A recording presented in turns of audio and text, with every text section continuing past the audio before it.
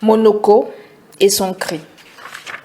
Une sirène ou un cri retentit. Sirène ou cri, qu'importe. L'oreille enregistre une note ou la somme de notes trop rapidement modulée. Et l'oreille s'énerve au contact des vibrations fiévreuses parce qu'elle a pris l'habitude du silence, d'une certaine densité du silence. L'oreille de Monoko énerva Monoko. Cette note stridente qu'elle venait d'emmagasiner dans son registre magnétique dérangeait sa quiétude béate, le déroulement de son rêve intérieur, son dépassement des réalités de l'environnement. On n'eût pourtant pas dit, à le voir assis sur ce mur de ponceau, les pieds pendants, le regard rivé sur l'avenue d'où s'écoulaient des fleuves diaprés et verticaux de véhicules et de piétons, qu'il ne s'incrustait pas, qu'il ne s'engluait pas ainsi dans l'une des réalités les plus dramatiques de l'environnement. À vrai dire, Monoko ne pouvait réellement se détacher de l'environnement, car il s'y trouvait plongé. Quand on est noyé, on est mort. Et l'esprit de Monoko était mort. Son esprit d'espoir, son esprit d'être utile. L'avion qui vrombit, la pétarade du cyclomoteur, le klaxon de la voiture sport, le chuintement sur l'asphalte de pneus qui dérapent, le cri du vendeur de journaux, la plaisanterie osée du vendeur de cigarettes, et même curieusement, un petit chant d'oiseaux de ville, un menu coissement de crapauds de ville, tout cela multiplié et amplifié à l'infini lui paraissait, depuis longtemps, une voix monstrueuse, annihilant toute poésie, toute douceur, toute paix. La voix du XXe siècle. Mais paradoxalement, ce raz-de-marée sonique créait sa propre quiétude que l'oreille de Monoko avait apprise à aimer jusqu'à ce que se lève ce fameux cri, cette sirène d'alarme. À la façon d'un automate, la tête de Monoko s'était brusquement redressée pour mieux localiser la source de ce bruit strident, intermédiaire entre la voix humaine et un son mécanique tellement glacial que plus d'un cerveau pensèrent à la détresse la plus irrémédiable, la plus noire, la plus blanche.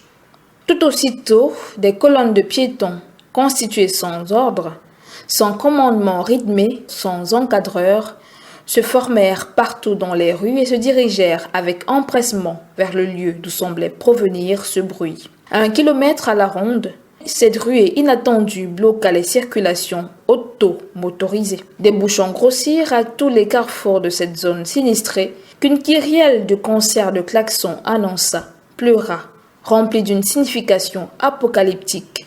Les hommes de la terre, à cet endroit, vivaient une calamité. Il avait suffi d'un cri, d'une sirène. Monoko ne voulait pas se prononcer. Il ne bougea pas de sa place et se contenta d'observer et de penser.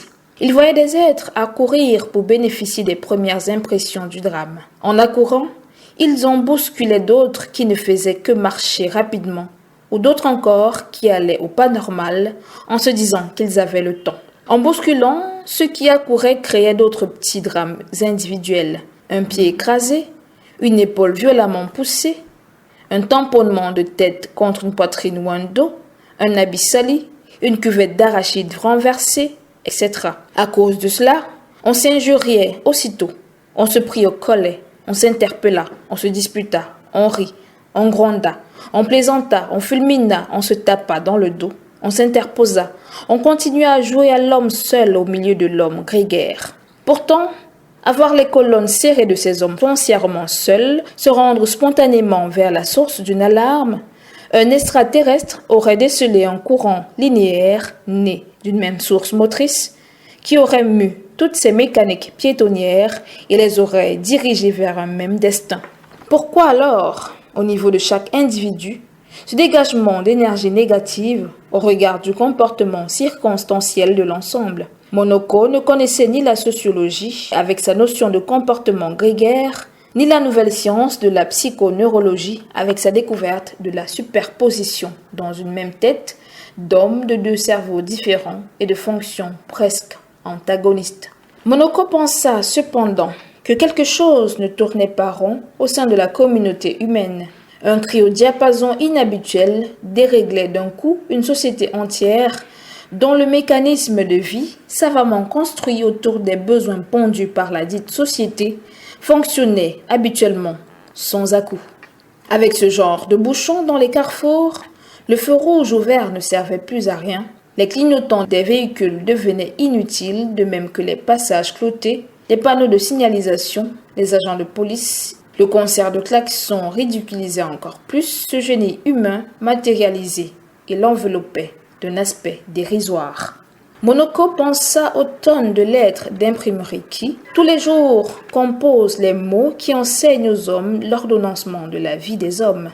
Il pensa à la tempête que cela provoquerait si l'on additionnait le volume du souffle que chaque informateur de la radio et de la télévision et du cinéma et du cours scolaire dégage pour moraliser, codifier, régimenter, polisser la mentalité des hommes sociaux.